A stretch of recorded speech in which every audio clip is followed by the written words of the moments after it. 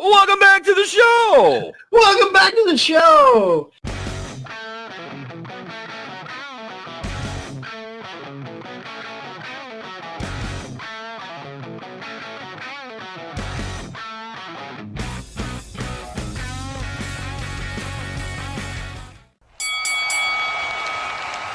And now, your hosts of the Card Subject to Change podcast, the For Frequency's Sake Tag Team Champions of the World, the Wizard CZ, and Never Wrong Nick Gold.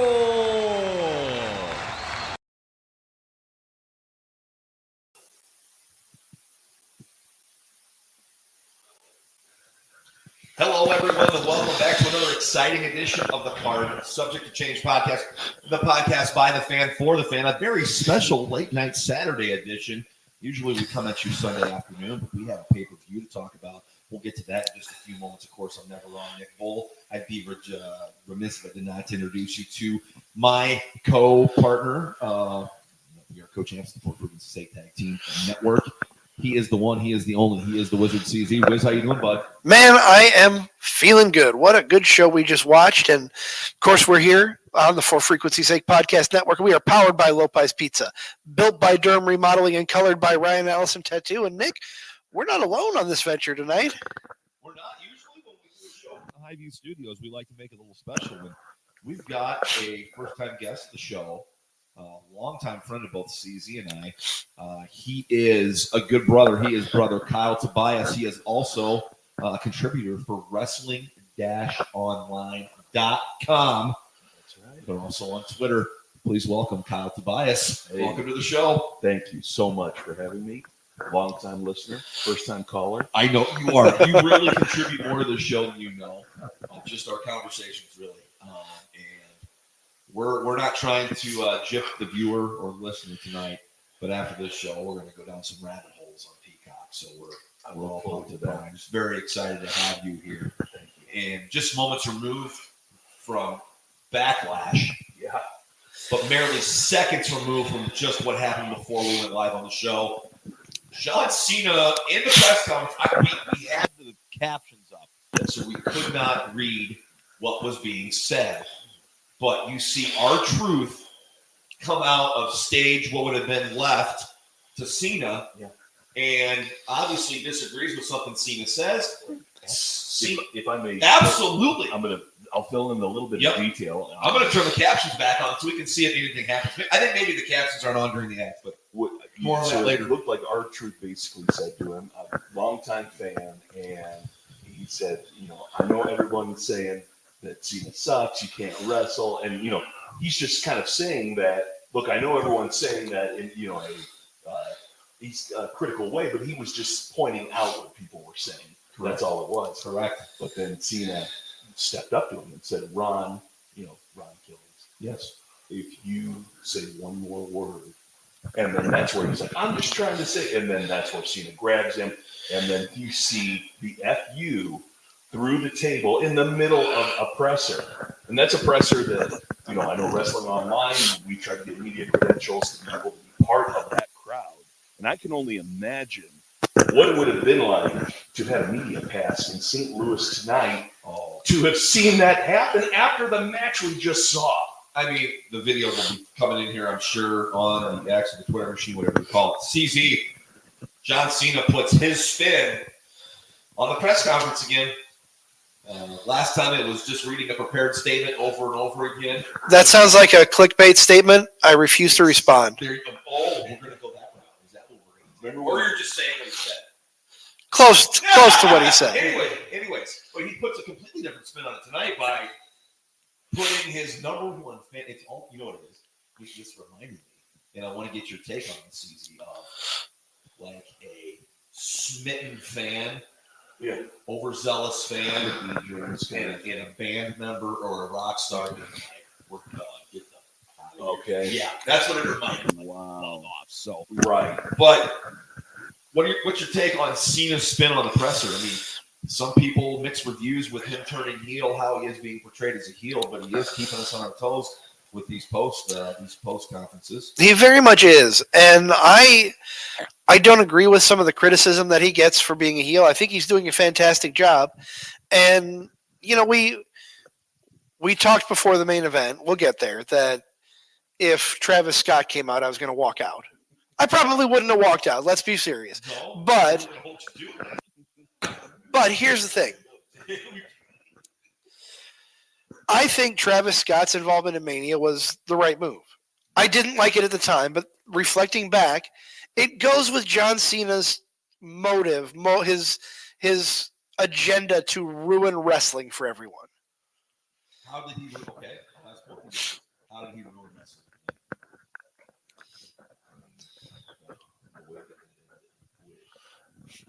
The referees, just a match that, at first it was kind of a throwback to a greatest hits kind of thing. Sure, you saw a lot of different moments, reversals, things that you've seen in the matches in 2000.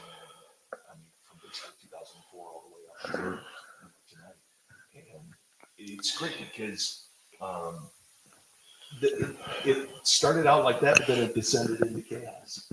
We were all talking about throughout the night, no referees, and then 3, 4 in that match alone.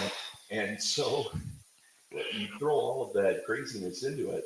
I think Cena's entire thing was, okay, I'm going to go out there, whatever match we have, it's intentionally it's not about the quality of the match. It's a fight, and refs are going to get hurt, and people are going to come out of the woodwork, and that's pretty much what happened. To the point where Nick Aldis did that. It was a hit row of former independent wrestlers and backs.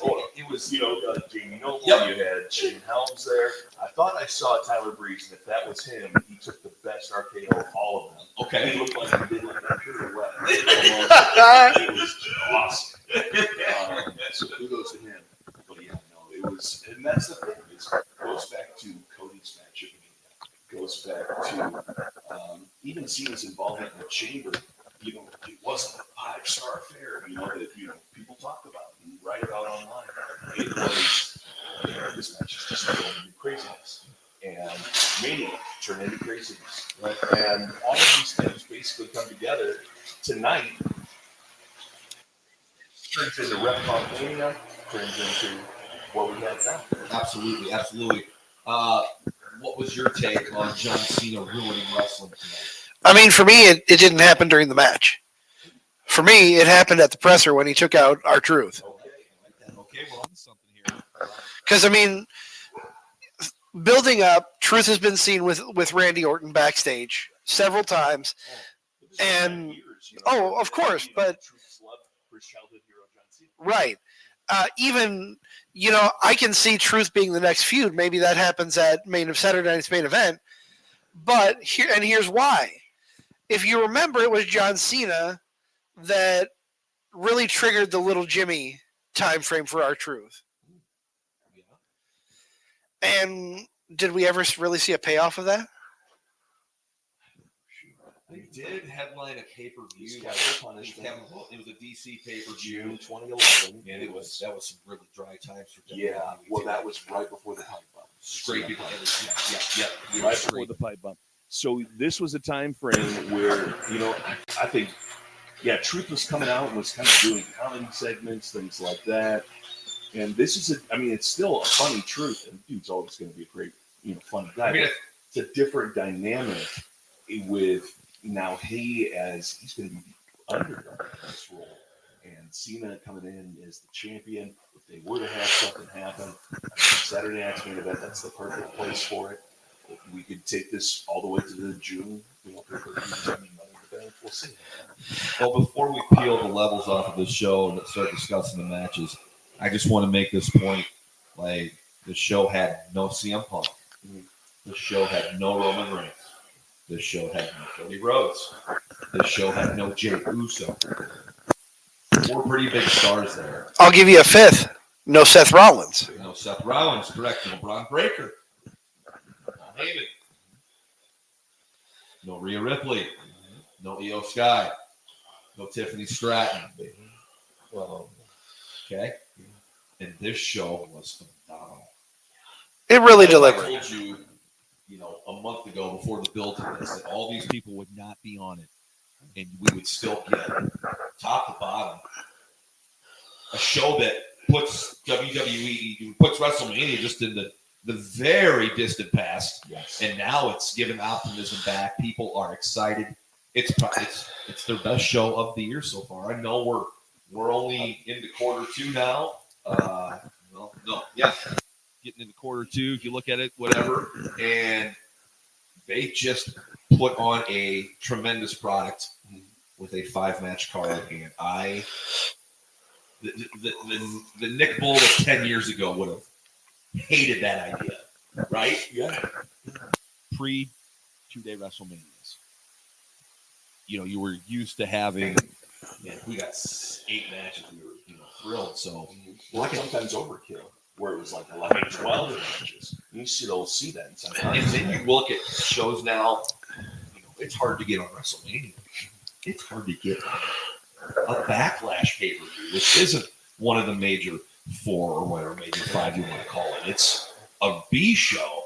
And for a B show, I thought we got an A+ in effort all around from all 5 matches tonight.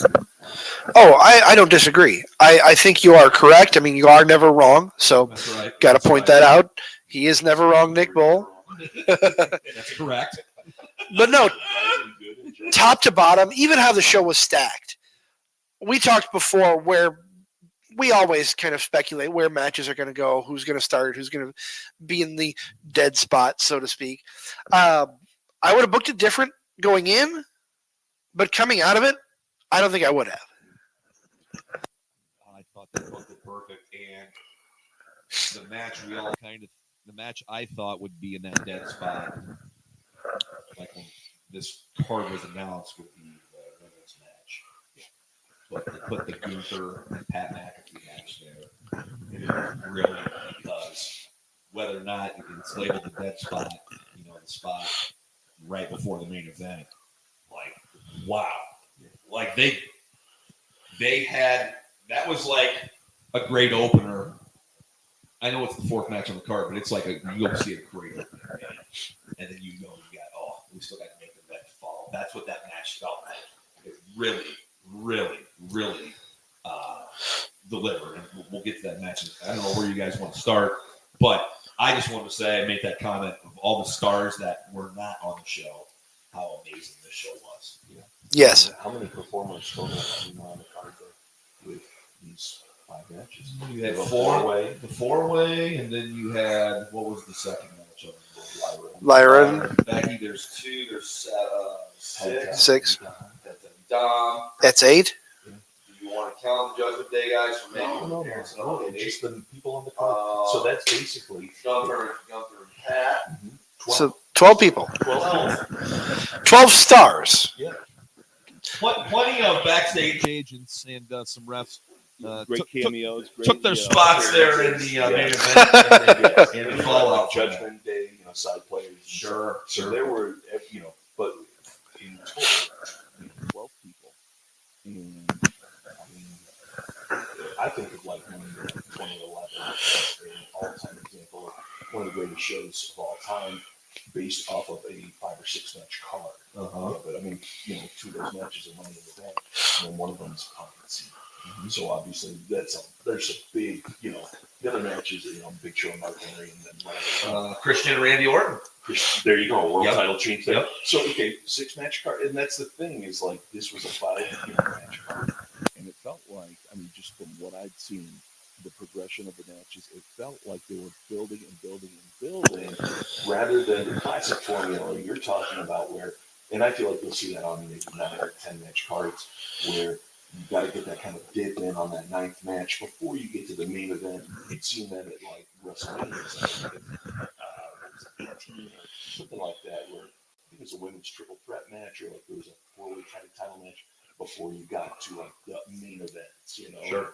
And so like so I think that's exactly what you saw in that formula. But tonight, it built like this. It was meant to be the second biggest match on the card. Matt being good there. Yep. And then Cena and Orton, this was meant to be. This isn't going to open the show. You know, like I've seen that at Media's too, where it gets a little kind of cutesy, where like, okay, we're going to put Brock Lesnar and Seth Rollins on as that very first match of Media 35. Sure, you know. But in this case, we're building, and we're going to crescendo at Cena Orton, and then just when we think we've crescendoed, Cena again another presser. You guys are talking about every time he does throws a curveball. That Rumble he said, I'm going to be in the elimination chamber. You listen to it, right? And everything happened in the chamber and beyond. But yeah, just what an unbelievable card with 12 people. And built and built and built. While you're talking about Cena, let me ask both of you this. A lot of people were upset that we did not see an appearance from The Rock at WrestleMania. People were pissed because he started the storyline where Cena made his big turn, and then he just disappeared. Now that we're here, do we need him? I always thought it'd be great to have him along for the ride. Not having him at Mania after he was the catalyst and had his hands all over it was kind of bad in poor taste, in my opinion. We got Travis Scott there. I mean, no offense to him, he pulled it with no physical threat to any wrestler on that roster. Rock is the boss, and of course he's the Rock. So for The Rock not being involved anymore, he's completely washed his hands of it. It appears that way. It appears that way. Not having any involvement tonight by anybody was awesome. I'm glad we didn't go that way. Or we'll just say it was the classic route of agents. Referees. No other wrestlers got involved. Except for Truth. And then that was the exclamation point to the whole thing. Correct. You build to, we had all these people come out. Now we've had Nick Aldis come out. Like, what else could happen? And I know it was one of us that threw it out there that said, I think it was CZ, the wizard himself, man, who mentioned he spoke into the ether, and dude, our truth came up, and my eyes just shot out of my head. But there was the build up to it, and that's what you mentioned, Nick, was that there was 2 weeks of truth just kind of getting in Orton's way, who knew it was going to cause the outcome? In this day of oversaturation with the product, I think Netflix is, breathed some life into not having a 3-hour show, cutting it off at 2:15, 2:20, whatever. Tonight, with just those matches, the time is so valuable. And it built and delivered.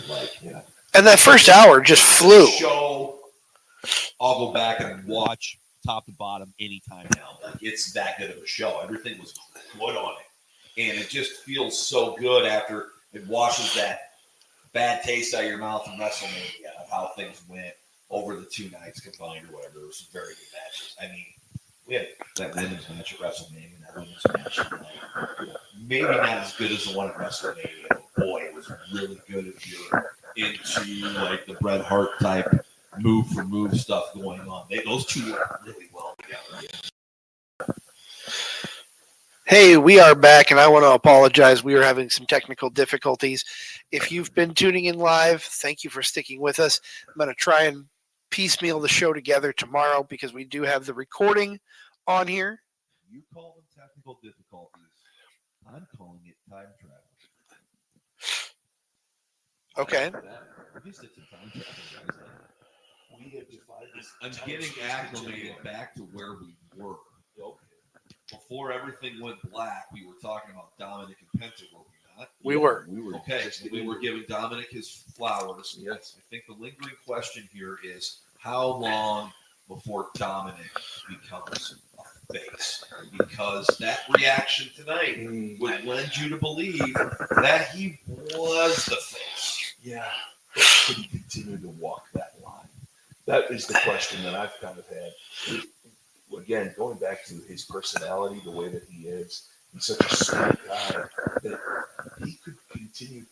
I don't want to say like Razor Ramon or Stone Cold because that's really high bar. It is. But it's There's this Eddie Guerrero type of element where he is, yes, he's lying, he's cheating, he's stealing, Judgment Day is involved. He's winning. He's a winner. And I think that when you look at Mania and you look at Backlash tonight, he beat Penta twice. Back-to-back pay-per-views. You win at Mania, and then you win at the follow-up. And the follow-up is a smaller card, and you made that card. It says a lot to me.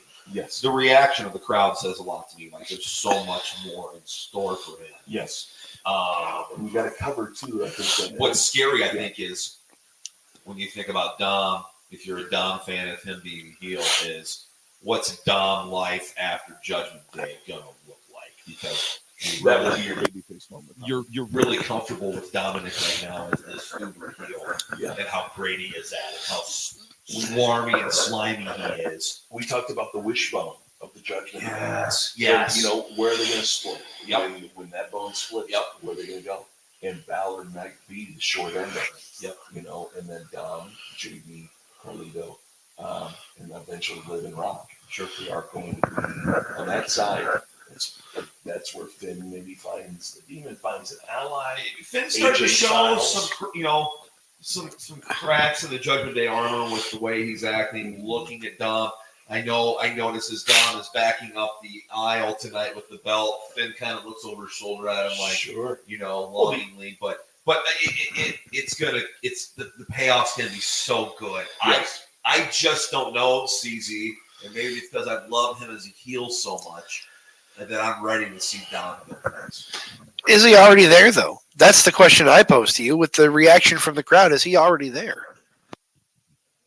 He didn't win like a face would, though. True, but how often did Eddie Guerrero win like a face when he was a Who face? else didn't win tonight? That wasn't like a face. Jacob Fatu. Oh. Straddles that line. He is straddling that line. He may be straddling that line more than Dominic Mysterio is. There's a scary element to it. Who's his father? Maybe he's not right. It is Paku. No. Paku? Jacob Fatu? You remember when he won the U.S. title? I think Aku is his adopted father. Okay. I'm gonna look here. I'm pretty sure. Isn't his father Umaga? I thought it was Maga. Oh, okay. Adopted father, biological father. Correct. But he kind of same thing kind of happened there. Yeah. But is he a face though?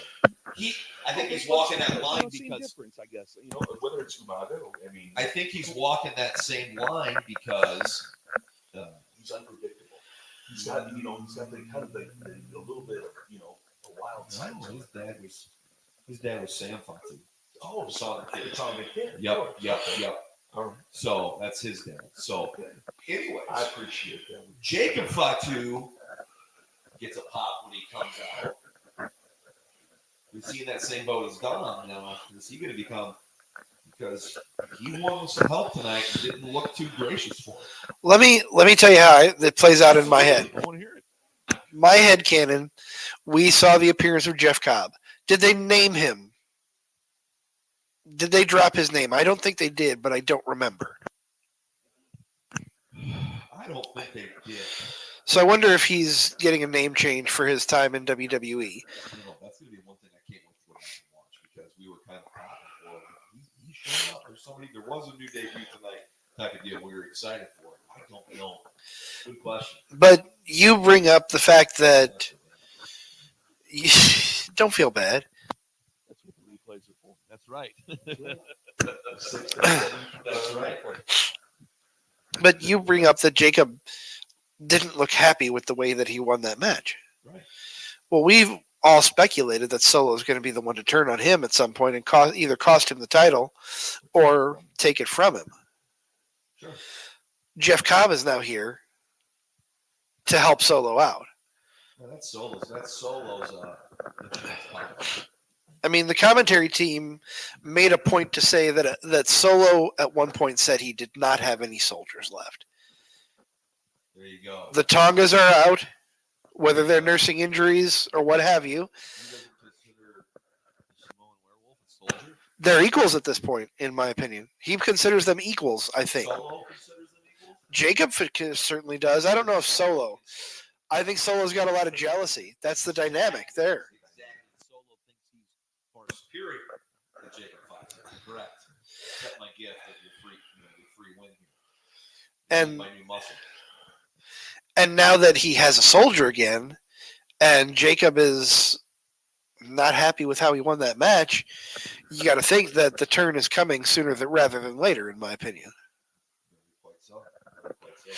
We know that WWE does have a very packed schedule coming up. We'll run down it a little bit. But what did you think, CZ?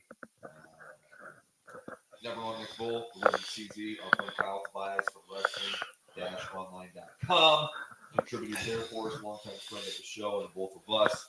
Powered by Lopez Pizza, built by Durham Modeling, colored by Ryan Allison Tattoo. There we go. Got your plugs in. Got him in. Wow. You like the micro machines, man, from back in the day. Oh, my. Yeah, you do that reference. Oh, my. Anyways, what did you think of how that show opened? Because I thought that's the match that should have started. I thought the show was stacked perfect. Yeah. And all four of those guys, I dig and enjoy. I dig Damon Priest. I really like about Damon Priest. I dig Drew, and I dig Jacob Fatu. But I worry about what is the future look like for Damon Priest. I think for the short term, he's going to be okay because he's still got that lingering feud with Drew. And that's going to keep him elevated for now. Okay. Once that feud with Drew ends, That's what happened tonight. yes. Drew took a hard bump and hit the floor very, very hard. And that can hopefully maybe Punk can be elevated to what the Drew Punk thing did for both those guys. That will happen for Drew and Priest.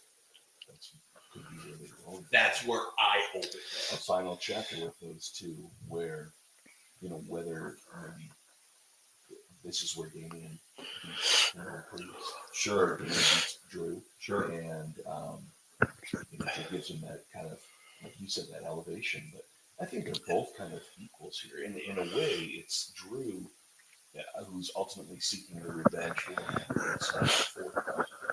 For sure. So, I mean, but it would be a nice little thing where, hey, you know what, let's do a 3-chapter thing and get to a place where they are seen as, they're both lifted by what they have together. I want to ask you, because you're the biggest fan of this guy out of us three, what's next for LA Knight? Oh, I knew that's where you were going. I know, and I wanted to ask you because you are the guy who likes LA Knight the most. Not saying I don't like him, but I know you like him, a considerable amount. What's next for him? I think we need to wait and see if and when the draft happens. I know they're talking about the draft. We haven't announced it, but I could see him moving to Raw and going into the Intercontinental picture. If he stays on SmackDown and they don't put him back in the world title picture, at least for a little bit, I'm sorry, buddy. Creative has nothing for you. Take a seat for a little bit. He's gonna go hang out with Mello and Miz. Yeah. They're together now. I saw that. I like that kind of thing. I mean, this Miz had a great promo on SmackDown. It all kind of led to Aleister Black, kind of taking over. Sure. But at the same time, it's what we're talking about with Drew. Miz is there. He wants help. Mello may not need the help, but those two first working together, and then maybe they split up, and then they have a series. They'll have something, right? Mello, everybody remembers the Mello Andrade series. Yes, sir. So when you get, this is the way for Miz to maybe get a falling out. Like you get Mello, and then Mello beats Miz. I just beat a WrestleMania main eventer. Right. I'm one step closer to what I want to be. I'm gonna be legit honest with you guys. You mentioned on Friday, I was watching SmackDown last night and completely forgot he was stolen down. It stinks. It's not distant. I know. Oh, yeah, he is still on the roster. It's like I said, I feel like he's the butt of the jokes. Oh, yeah. And it's not fair.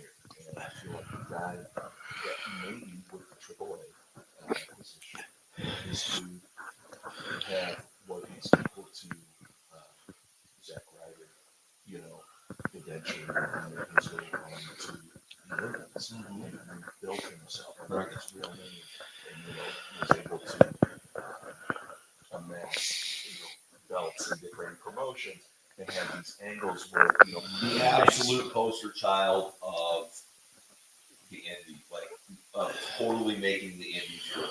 yes, And never having to work again for the big company he wants. no, He makes his own schedule. Yeah. We're talking about Matt Cardone here. He's got a podcast. He's got a toy line. He's got a follower. Right? You know what? Where he makes his own schedule, he knows where he wants to get. He's winning. Yeah. He's married to Chelsea Green. Oh, God. He's winning. Okay. A big one. But I want to get to this next match because it's the one match we haven't talked about. It's the one match I was looking forward to the most. Another fan film, Pat McAfee. And I believe it was you early in the night, Kyle, that did say this. I think it was you. If it wasn't correctly, who said it? This match felt like the pressure or the expectations were put on Gunther, like the expectations were put on Damian Priest, and he took on Bad Bunny. Yeah, Backlash. At Backlash in 2023. Puerto Rico. Correct. Yep, in 2023. That was a great match, and that had a lot of runs. That's what was kind of nice about this match. I don't call it runs. I know Michael Cole had his involvement, but I really enjoyed the ring. I like the build up to it, and then the execution tonight. Yeah, it was. I think there was a lot of pressure on Gunther because, Pat is, as we talked about, this is akin to Mike Tyson. This is akin to Pete Rose, your ESPN moment, so to speak. And so the pressure being on Gunther to deliver a great match. I mean, Wizard, you saw it yourself. Pat McAfee went above and beyond to tell a story, and Gunther carried him every step of the way, called that whole thing, and it was, really well above expectations. Oh, very much so. Very much so. And McAfee, I was not a fan when he first came in at NXT, but that was the point. You weren't supposed to be a fan when he came in and was going up against Adam Cole in the Undisputed Era. Yeah. I'm sure many other people will say this too. He grew on me. He's a phenomenal commentator, and he's a fan. He loves the business. Yeah, and the fans can see through it. And there were other commentators in the past, and they've taken the welcome him with open arms. Everybody loves Pat McAfee, right? And I think everybody's gonna love him a lot more after this match because it was a brutal beat. But at the same time, Pat McAfee never looked like a fool. Right.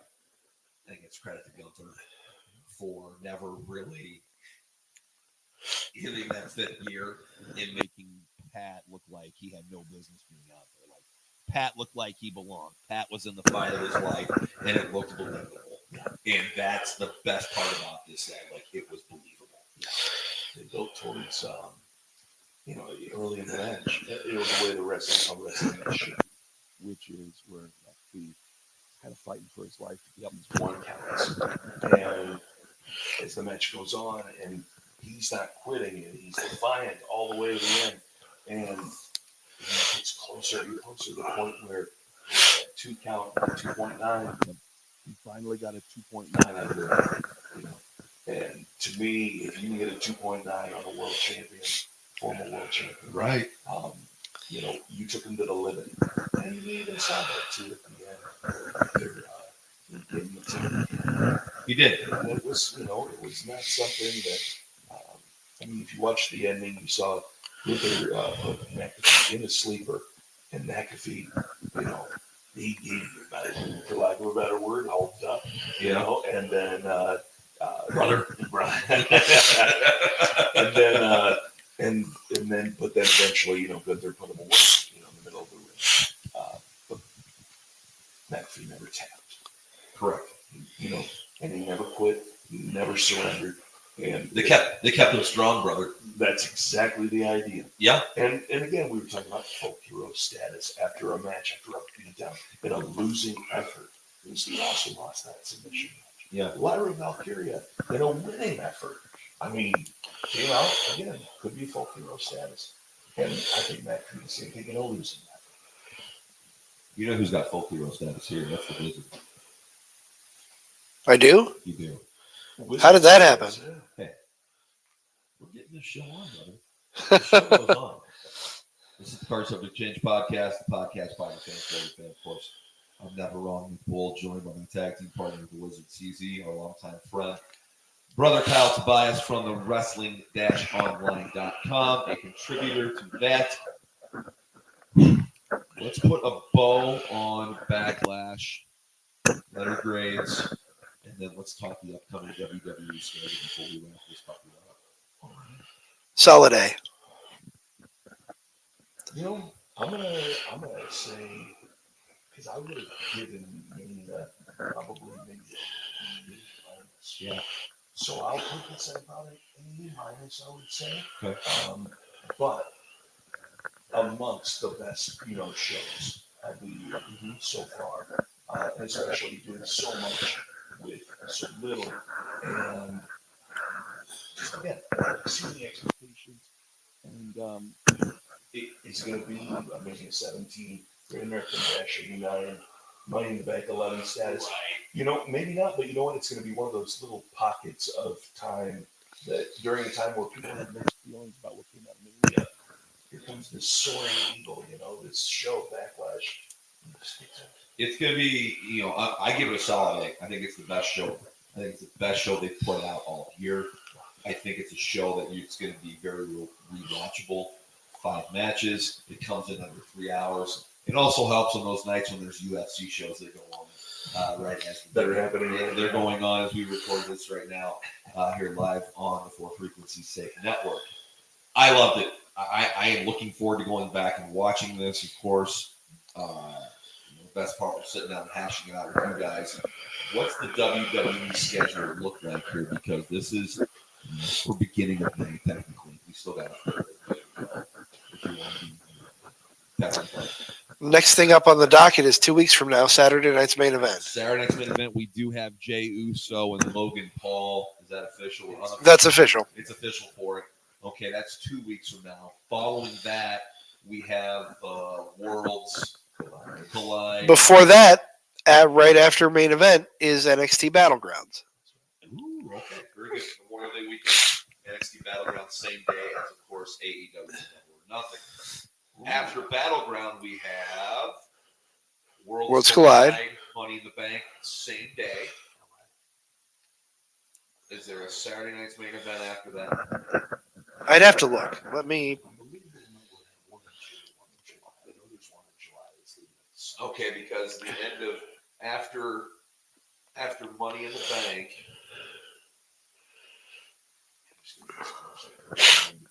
Oh my goodness! After Money in the Bank, then goes to Saudi. Yes.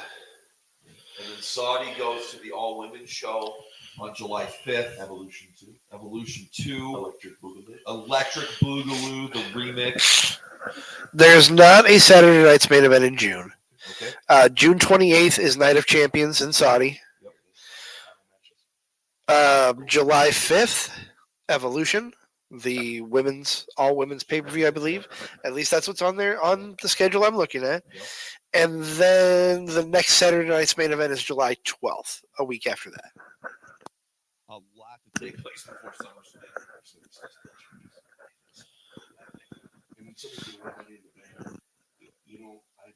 My own personal hope is that whoever wins it, I don't really want to do like a Damien Priest or a Tiffany Stratton thing. Let's put a same night cash in. Let's do the next Saturday night cash in. Let's get that cat out of the bag and let's have it part in SummerSlam. Because I think if you can load that card up, we've already got the IC women's title book. Sure we do. Yeah. And I feel like You think Jay will take that world title all the way to SummerSlam? I don't. Okay, so then maybe he cashes in there. You know, Dom could lose Intercontinental title. Right. Any kind of combination could happen. But I think somebody that we're not expecting is going to ascend in the next coming month or two. Can't wait. And you get that combination with like Cena taking on all these classic opponents. Yep. You get a great blend of old school, new school, and the future is bright. I'll be watching every Monday. Same. And then I'm going to get my bloodline family line right. You're still If getting you're listening, I'm You sorry. need to memorize that tree. That's what like it the is. periodic table of elements. I know Gary Albright's in there somewhere. I'm telling you right now, chemistry was strong here. So 3 toughest years of my life, Albright's, so there you go. other than that, I thought it was an excellent show, an excellent time. Looking forward to what comes next coming out of this. Yes. Speaking of what comes next, for us, next weekend is a busy weekend. I don't know what your schedule looks like quite yet. I will be in Waterloo on Saturday for the 5th pre-show podcast party, co-hosted by Jason Prentice, since our good friend Zach Takis is going to be in Oskaloosa, where Central Empire has a show. We'll also 3. Yep. I will also mention that our boys here in town, the SCW Pro, have a show that Saturday. Neither of us will be in attendance for that just because we have busy schedules. No offense to SCW Pro. While we're talking about next weekend, the reason we don't know your schedule is because I want to give a shout out to Landon Bull, who will be graduating this weekend. Yeah, graduation next Sunday. It's crazy. So, yeah, I don't know what time went. It went really fast, but we're having a good time with it. So, yeah, graduation next Sunday. I may or may not be on that show. Definitely won't be in Waterloo, but we'll be back on. We've got Sunday, which if you're there, if you can make it, great. If not, totally understandable. Current Absolute Pro Wrestling champion, whether he is still holding that title Sunday, Mr. Aaron Von Baron, has a big match that's this coming Saturday, a week from today, as we record this, against Shank, Brandon the Shank Eubanks. Whether Aaron is still holding that title when we talk to him on Sunday, we'll just have to wait and see. And maybe if he loses the belt, I won't come on. If he wins, I'll come on. ooh, Just let you handle that room. ooh. Yeah. Real quick, if I may just mention that. No, Nope. no, go ahead. Real quick, next weekend I will be at SICW FanFest 3 in St. Louis. Yes. Yep. So just a quick shout out to those guys. Yep. The Bruiser Brody Memorial Weekend is at one time what it was called, but yeah, now it's SICW FanFest 3. All kinds of great legends are going to be there. I see Brutus Beefcake right there on the wall. Who's there that you haven't met yet? Oh gosh, rock and rolls. Who else? I've done that. Brutus. It's been 9 years since I've seen Sabu. Sure. He and I had a great time at Nashville back in 2016. I don't remember it, but there are. If Sabu's involved, I don't know if you wouldn't. Yeah, right. There's a handful of other names. I'd have to look at the entire list, but I'm really looking forward to seeing a bunch of names from yesterday and be able to catch the card with SICW. And it's going to be a great weekend. The Down will be there. And this is just kind of a taste of things to come. You mentioned Waterloo. Of course, Waterloo will be here July 18th through the 20th. 18th to the 20th. Yep. Coming right around the corner. We got it. Oh, absolutely. Best weekend ever. It is. Shout out to the Connecticut Connection. Yeah. If you're watching, Connecticut Connection. I hope you are. You better be. See those boys again. But We have one other show next week as well, or the following at this Okay. point. We are talking with a young man from, well, he might not be super young. We're talking with a wrestler from South Dakota. he's younger than us. He's a little younger. He's younger than You're us. a young man if you're younger than us. Fair. He is. His name is Sean O'Reilly. Okay. He's known as the Angel of Death, if I'm if I'm remembering correctly. If I'm not, I apologize, Sean. I don't have the graphic in front of me. I've already got it made. It's in the can. So we'll start hyping that officially next week. But he's the angel of death. You messed up his name. You better put like blood on your door post. The angel of death. Yeah, man. I'm looking forward to. You said from South Dakota. yes, So we've made a connection in South Dakota. So I'm glad to have them come on and talk about. I want to know what the wrestling scene's like in South Dakota. yeah. Never been to a South Dakota show. I've been to South Dakota. It's a beautiful state. It's unbelievable. Would be surprised if he's getting work like in a place like Minneapolis. Could be for sure. Yeah, For sure. And yes, the angel of death. I just looked at the graphic. I cheated. You got it right. I cheated. It's all right. It's all right. Anything else to say before we wrap things up here from the Highview Lounge and Studios? No, not unless you have something. Yes. Can we watch some Black Scorpion right now? Oh, I'm sure. I'm looking for it right now. CZ, take us home. I'm going to look for some Black Scorpion. Huh? Oh my! Yeah, when it was out for that. Our night's just beginning. It's going to get wild, but for Card Subject to Change, that is it for us. We will see you. I will see you next Saturday from Waterloo, and next Sunday with Aaron Von Baron. For my partner, Never Wrong Nick Bull, I am the Wizard CZ. This is the podcast by the fan for the fan. Card Subject to Change, powered by Lopez Pizza, built by Durham Remodeling, and colored by Ryan Allison Tattoo. We'll see you next week right here on Card Subject to Change.